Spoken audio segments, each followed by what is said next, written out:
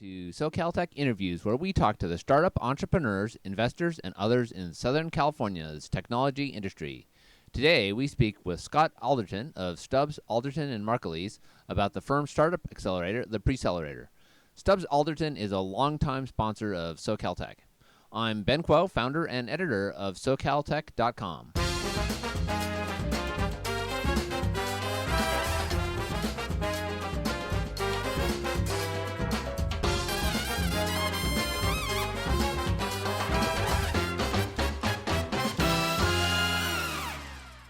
Hi, I'm Scott Alderton. I'm the founding and managing partner of Stubbs Alderton Markiles, and I'm also the chairman of the Preccelerator, which is the space we're in tonight. And what is the Preccelerator?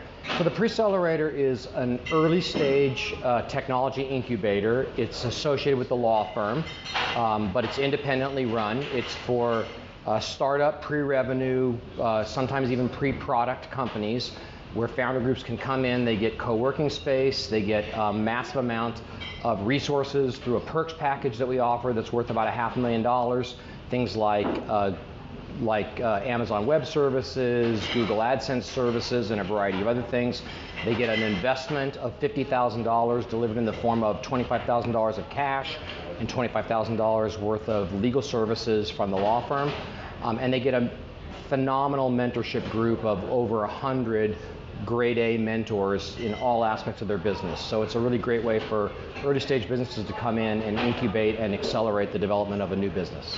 And how long have you guys been running the Preccelerator? So we formed it about 6 years ago, but I really like to say it sort of came into its own about 3 years ago. That's when we started to develop the curriculum. We put it into like a class model, so we have cohorts.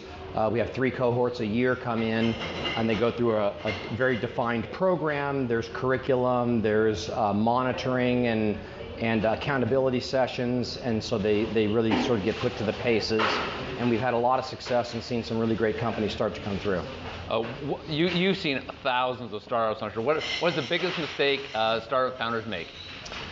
Oh, wow. I think the biggest mistake, so 2 probably. Okay. One is not focusing on the achievable things. In other words, wanting to do too much, wanting to try to accomplish a broad array of things instead of focusing on one thing and getting it done, getting launched, getting into a small market, for instance, and developing that one thing and then moving on.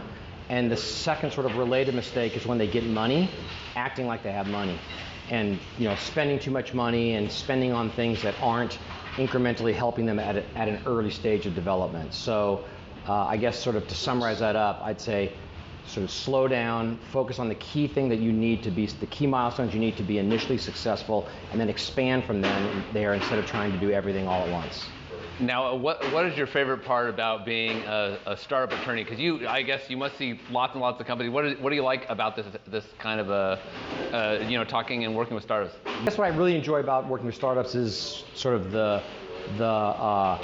pride and the sense of accomplishment when you see something go from a virtual idea that you go, hey, that's a good idea. Somebody should be doing that, and you start to help them and work with them.